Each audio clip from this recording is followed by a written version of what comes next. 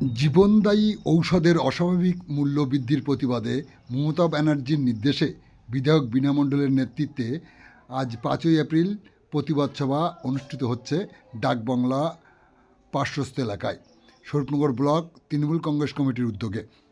এ সময় বক্তব্য রাখতে গিয়ে কি বললেন বনগাঁ সাংগঠনিক জেলা সংখ্যালঘু তৃণমূল কংগ্রেসের জেলা সভাপতি ইমরান হোসেন, কি বললেন তিনি শোনাবো আপনাদের।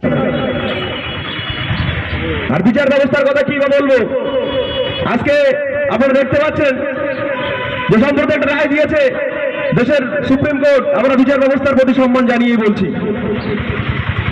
আমরা দেখেছিলাম বাবরি মসজিদ ধ্বংসের সময় যে রায় দিয়েছিল রঞ্জন গগৈ, যেদিন তিনি রায় দিলেন তারপরেই তাকে রাজ্যসভার সাংসদ করা হলো এই বিজেপির তরফ থেকে। হাইকোর্টের বিচারপতি অভিজিৎ গঙ্গোপাধ্যায়, তিনি এখন বিজেপির সাংসদ, তিনি বিচারপতি ছেড়ে তিনি বিজেপির এমপি ভোটের টিকিট পেলেন। প্রশ্ন চিহ্নটা রয়ে গেল। বিচারের বাণী আজও নিভৃতে কাটছে। সুতরাং আমাদেরকে সজাগ হতে হবে, আমাদেরকে সংঘবদ্ধ হতে হবে, যাতে বিজেপি আমার আপনার মধ্যে যে ভাই ভাই সম্পর্ক, বাংলায় বাংলা, রবীন্দ্রনাথের বাংলায় বাংলা, নজরুলের বাংলা, এ বাংলায় এরকম ছিল না। আমরা একই সঙ্গে যেমন ঈদে সামিল হই, আমরা পুজোতে সবাই, এটাই বাংলার কৃষ্টি, এটাই বাংলার কালচার। কিন্তু বিজেপি যেভাবে চাইছে পুজোতে কোনো মুসলিম যাবে না, ঈদে কোনো হিন্দু যাবে না, এ বাংলার সংস্কৃতি নয়, এ বাংলা কৃষ্টি নয়, এ বাংলার কালচার নয়। আর কি বলছে যে 2026 সালে আমরা ক্ষমতা চ্যাং বলা করে ফেলবো। আচ্ছা বলুন তো, কোন জনপ্রতিনিধি এটা বলতে পারে?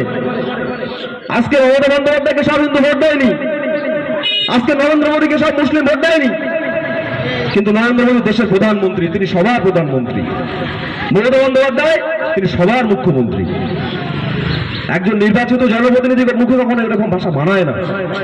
তাহলে বুঝতে হবে আমরা কোন সময়ের মধ্যে দিয়ে যাচ্ছি, কোন পরিস্থিতির মধ্যে দিয়ে যাচ্ছি।